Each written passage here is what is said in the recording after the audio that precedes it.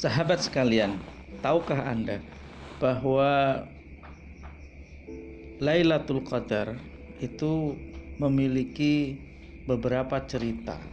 Di antaranya adalah yang dikisahkan dalam kitab Mukasyafatul Qalb karya Imam Al-Ghazali. Di sana beliau menjelaskan bahwa seorang nabi, tetapi di situ dituliskan rajulun min bani Israil, diutus kepada kaumnya untuk berjihad fisabilillah, dan beliau itu berjihad selama 1000 bulan. Atau beliau di dalam kitab Tafsir As-Sawi, Hasyiah As-Sawi, dijelaskan 83 tahun lebih 4 bulan. Kisah tersebut dimulai dari seorang pemuda yang bernama Sam'un Al-Ghazi. Dalam bahasa Ibrani disebut bahwa Sam'un itu diheja sebagai Simson, atau dalam bahasa Inggris disebut sebagai Samson. Kisah itu dimulai ketika beliau memiliki banyak daripada kelebihan. Di antaranya adalah keberanian beliau dan kekuatan fisik beliau.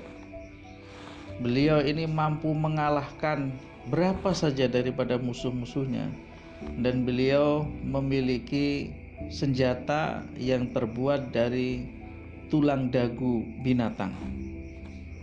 Karena saking saktinya, akhirnya muncullah sebuah usulan untuk memberikan sayembara. Siapa saja yang bisa mengalahkan Nabi Sam'un atau Samson itu akan diberi hadiah yang sangat besar sekali. Dan akhirnya kabar itu sampai kepada istri daripada Nabi Sam'un. Setelah itu istrinya sangat tergoda dengan hadiah yang dijanjikan, yaitu berupa emas yang sangat mahal harganya, yang nilainya sangat tinggi. Dan akhirnya untuk pertama kali Nabi Sam'un ini ditali dengan sebuah tali. Namun begitu paginya, Nabi Sam'un ini sangat mudah sekali melepaskan daripada yang ditalikan oleh istrinya. Sampai beliau mengatakan, "Kenapa engkau melakukan ini?" kata Nabi Sam'un. Istrinya menjawab, "Untuk mencoba sebatas mana kekuatanmu, wahai suamiku." Kemudian pada malam yang kedua, pimpinan daripada Bani Israel mengusulkan untuk ditali dengan rantai besi. Nah, itu pula yang dilakukan oleh istrinya. Dan pagi-pagi Nabi Sam'un dengan sangat mudah untuk melepaskan daripada rantai yang terbuat dari besi tersebut. Hingga kemudian muncullah syaitan yang memberikan inspirasi, memberikan usulan agar menanyakan kepada istrinya untuk menggoda daripada Nabi Sam'un apa kelemahan daripada Nabi Sam'un. Dan setelah melalui beberapa percakapan, akhirnya Nabi Sam'un ini memberitahukan terkait dengan kelemahannya, sehingga Nabi Sam'un ini bisa ditali dengan kelemahannya, yaitu dengan rambut beliau, dan akhirnya dibawa, diarak dan disiksa. Setiap hari mendapatkan siksaan. Di dalam kitab Mukasyafatul Qalb beliau menulis sampai telinga beliau itu diiris dan juga dua bibir beliau. Tetapi dalam riwayat yang lain adalah telinga dan mata beliau dibutakan. Insya Allah. Ini Nabi Sam'un luar biasa sabarnya. Sampai kemudian suatu saat ada jamuan besar di pemimpin Bani Israel dan penduduknya, di sebuah tempat yang sangat besar pula, semua berkumpul di sana, dan Nabi Sam'un itu kemudian dikeler, dihinakan. Dan pada saat itu Nabi Sam'un dalam keadaan buta. Akhirnya setelah dihina dan dicaci, datanglah malaikat. Wahai Sam'un, apa yang kau inginkan? Akhirnya Nabi Sam'un ini menginginkan kekuatannya kembali, sehingga kemudian Allah memberikan mukjizat, kekuatannya kembali, dan mata dan telinga beliau juga kembali, sehingga akhirnya beliau mampu menggerakkan daripada dua pilar yang sangat besar di kerajaan tersebut yang menjadi saka utama, sehingga ketika tiang itu digerakkan, maka kerajaan tersebut jadi rubuh dan semuanya penduduk dan pemimpin Bani Israel mati semuanya. Dan kelak, dan Nabi Sam'un adalah satu-satunya nabi yang dia nanti tidak membawa pengikut.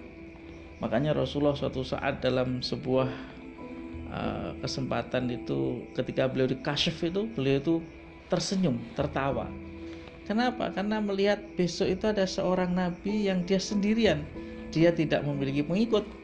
Padahal pada saat itu nabi-nabi itu berbangga-bangga dengan pengikutnya, tapi ada satu nabi yang dia tidak memiliki satupun daripada pengikut. Nah, ketika para sahabat ini tahu betapa keunggulan daripada Nabi Sam'un, beliau bisa jihad fisabilillah selama 1000 bulan. Kemudian Rasulullah ini mengadu kepada Allah, ya Rabb, engkau ciptakan umur daripada umatku dengan umur yang pendek dan amal yang sedikit. Bagaimana bisa melampaui daripada umat sebelumnya? Akhirnya muncullah atau turunlah ayat, inna anzalnahu fi lailatul qadr wa ma adraka ma lailatul qadr lailatul qadri khairum min alfi syahr tanazzalul malaikatu warruhu fiha biizni rabbihim min kulli amr salamun hiya hatta matla'il fajr. Inna anzalnahu, sesungguhnya kami telah menurunkan Al-Quran, fi lailatul qadr, pada malam penuh kemuliaan. Wa ma adraka ma lailatul qadr, apakah malam lailatul qadr tersebut? Lailatul qadri khairum min alfi syahr, malam atau satu malam yang lebih utama daripada 1000 bulan. Tanazzalul malaikatu, kemudian malaikat turun, warruhu fiha, dan malaikat Jibril ikut di dalam rombongan malaikat tersebut, biizni rabbihim, dengan izin daripada Tuhan mereka, min kulli amr, dari setiap putusan. Salamun hiya hatta matla'il fajr, sejahteralah malam tersebut sampai munculnya fajar. Jadi Lailatul Qadar itu merupakan jawaban dari Allah Subhanahu wa taala kepada umat Muhammad, yang mana usia umat Muhammad sangat pendek sekali, jika tidak jauh dari Rasulullah kisaran 60 tahun. Tetapi kemudian jika dihitungkan 1 tahun saja, umat Islam melewati bulan Ramadan, maka hakikatnya usia dia lebih dari 83 tahun. Kalau seandainya 10 tahun, maka 830 tahun lebih. Dan ini tentu akan berbanding atau bahkan lebih panjang daripada usia Bani Israel.